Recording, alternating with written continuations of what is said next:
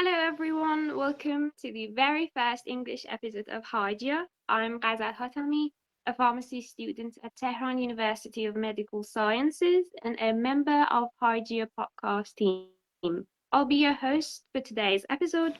So, a little bit about Hygieia. Hygieia is a podcast managed by a group of pharmacy students dedicated to exploring the world of pharmacy through interviews and discussions with inspiring figures in this field. In addition to our podcast, Hygieia also offers various activities such as courses, online webinars, and a continuous stream of content. So let's get started. Today's topic is pharmacy school tips, and we are thrilled to have Surayyah Aziz with us to share her insights and experiences. Hello, Surayyah. Hi, Ghazal. I'm so happy to be here. Thank you for joining us on the podcast. Could you please introduce yourself and share what inspired you to choose pharmacy as your field of study? My name is Surayyah Aziz. I'm currently a third-year pharmacy student in the UK, and I study at Aston University. In terms of what made me choose pharmacy, in this case, it was a mixture of actually when I was young, I had a lot of medical conditions growing up, so I wanted to do a healthcare course, and also I really like science at school, so this is why I went into the pharmacy field. The other thing was that I actually got a scholarship. So I applied for a scholarship, and here we had to do a bit of a proposal. So this is writing what you see as your future career, what you see as your research aspirations, for example. So this is what I did in the scholarship application, and this also helped me with my pharmacy school journey as well, and just deciding where I wanted to go.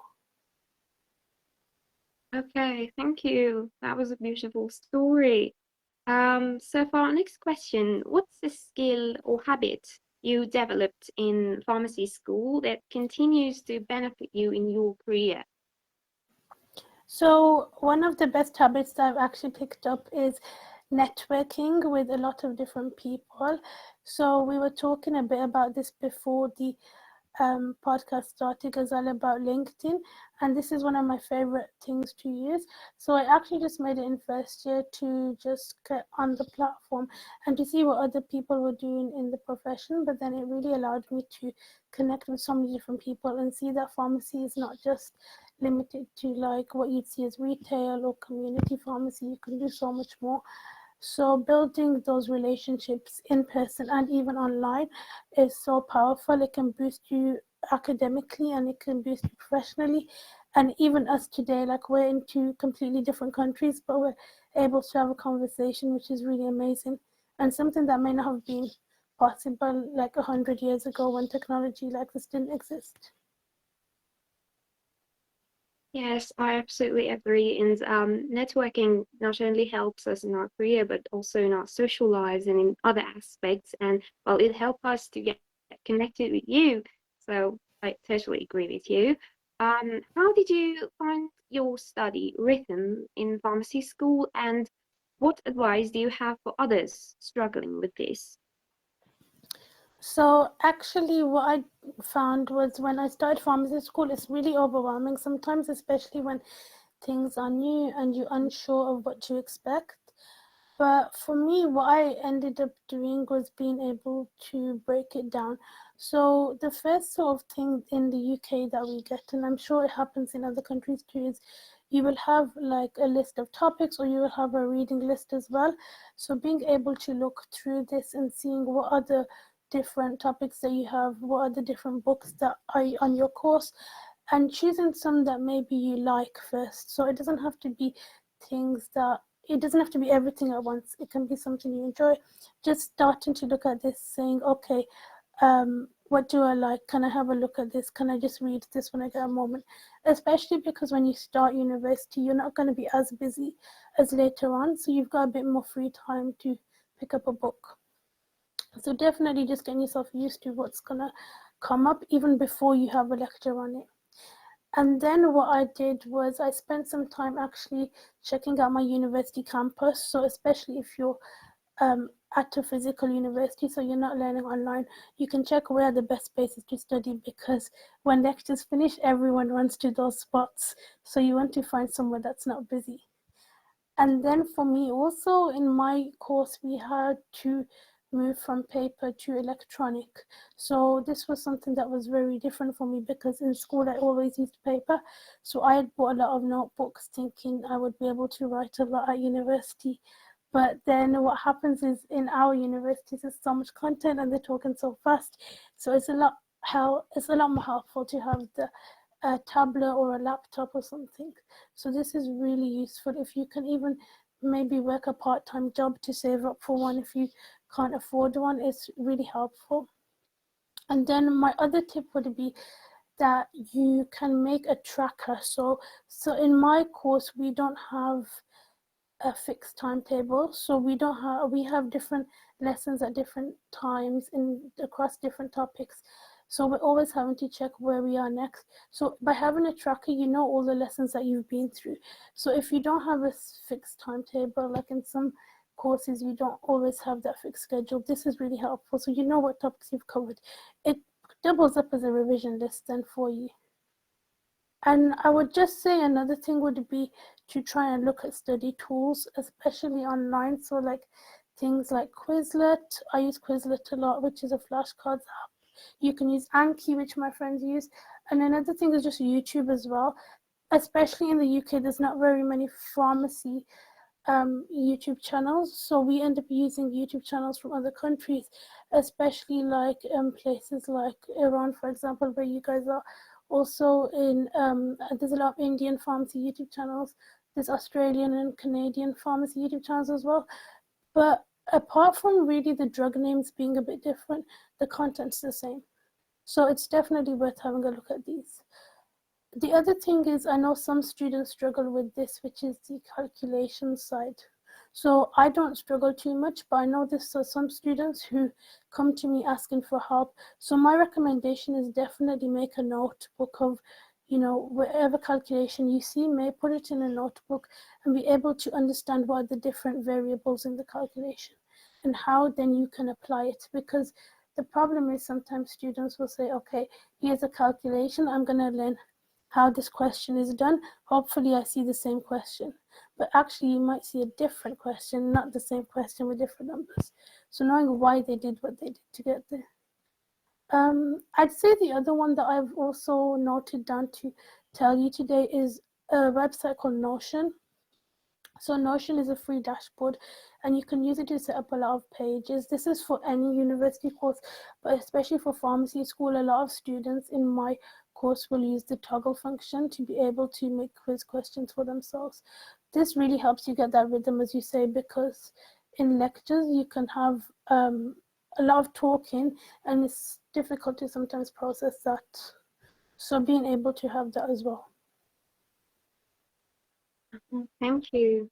Yes, thank you for your practical tips and also your online tips. It was really interesting for me that you use Notion a lot, because one time I took a look at it and it sounded so complex, and I wanted to manage my works and it just sounds so busy and so complicated. It was interesting for me that you use it.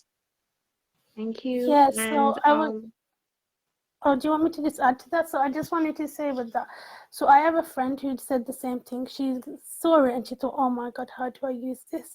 So I would say the best thing to do is just click like create new page. And then on Notion, if you just click the / button on your keyboard and just type what you want. So like, don't get overwhelmed. If you want a heading, type heading. If you want the toggle function, type toggle, and literally just use it like that. And there's a whole lot of tutorials online to be able to help you too. And I would say the other thing is, if you ever get stuck, there's also now an AI function. So you can ask it, what do you do? And then you can go there. Thank you. Thank you so much for your tips. And for our next question, in your opinion, how can pharmacy students stand out when applying for competitive postgraduate programs or jobs? So my best tip would be to make sure that first the program or the job you're applying for, you're genuinely passionate about this. Because if you're not authentically passionate about this, you're not going to show that throughout the different stages of the application, and definitely not in an interview either. So it's crucial that you focus on opportunities that are really going to resonate with you. So when you do that, then ensure that you're taking your true self throughout the application process. So the first thing would be to research the either the provider of the program, or maybe it's a company, maybe it's even people that are in this role. So doing your research, your background, understanding what's happening and where your role sits in this team. And then this will allow you to tailor your application and showcase that genuine interest. And then my other tip would be that go online as well on platforms like LinkedIn, or even if there's a company website, there's an email, and don't be shy to just email someone who works in that company or in that role.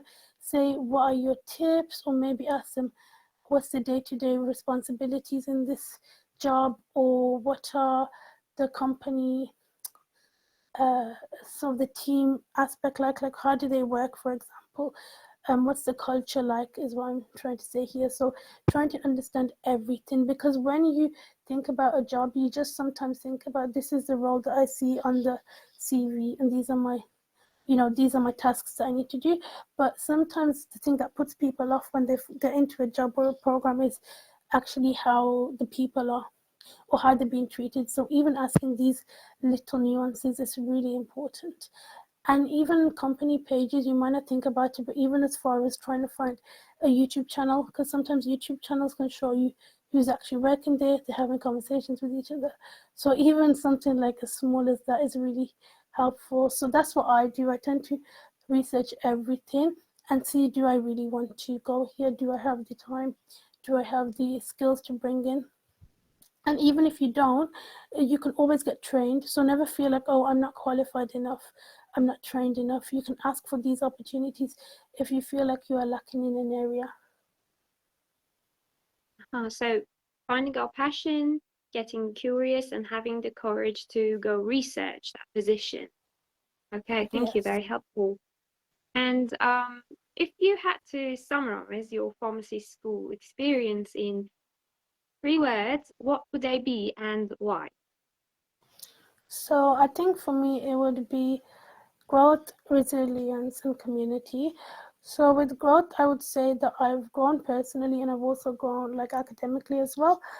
So I've learned a lot about patience and sort of being on the other side. As I said, I've always been a patient myself, but I've never thought of it as a professional. So seeing the other side of that. And then I've also seen a lot of interdisciplinary applications of science. So biology, chemistry, physics, maths, seeing it all come together. But then I've also grown personally as well, because I feel like I've become a lot more mature. I can have conversations in a much more mature manner, and I have a lot more communication skills that I can use in a personal aspect as well. Resilience, because everything in life gives you setbacks, and especially at university, you'll find that there's going to be maybe personal as well as academic setbacks, and definitely stress when you're studying as well. So being able to get through all of that. And then I'd say the last one's community. So being able to network with people within and outside of pharmacy, and building just that general community that strengthens you, and all the relationships are so valuable, and you never know when you're going to meet someone again. Maybe it's tomorrow or next week, maybe it's 5 years or 10 years down the line, and being able to enrich your network like that and make meaningful connections as well. So make sure you do always remember the people that you're networking with, or even remembering something memorable or personal about them, so that the next time you meet them, you can bring that up and they feel like, oh yeah, this person really remembers me, they really connected with me. And that might be your manager in 10 years time, it might be your work colleague, it might be somebody who you're really close with. You never know. Thank you, so inspiring. Thank you for sharing. And so for the last question, it might be a little bit personal, so if you do not feel comfortable sharing, it's completely understandable. How do you see your future career? So for me, I think I would see my future career. So initially I thought I would want to go into hospital, and for me I really want to do oncology. So currently I'm doing some research around, this is now around oncology. So the current research I'm doing is around medical physics because I love physics. But I also see that I can do research in medical physics to apply to oncology as well. So I definitely want to do research and either be in hospital, but also in the UK, another pathway we have now is to work in a GP setting, so general practice. So this is something that I might also want to do. I know that I definitely do not want to do community, so retail pharmacy, that's not for me, but definitely hospital or GP. But I'll see where God takes me. Very great. So all the best wishes to you. Thank you for sharing. Thank Okay. you. Is there anything else you would like to share with us, because we've reached the last question?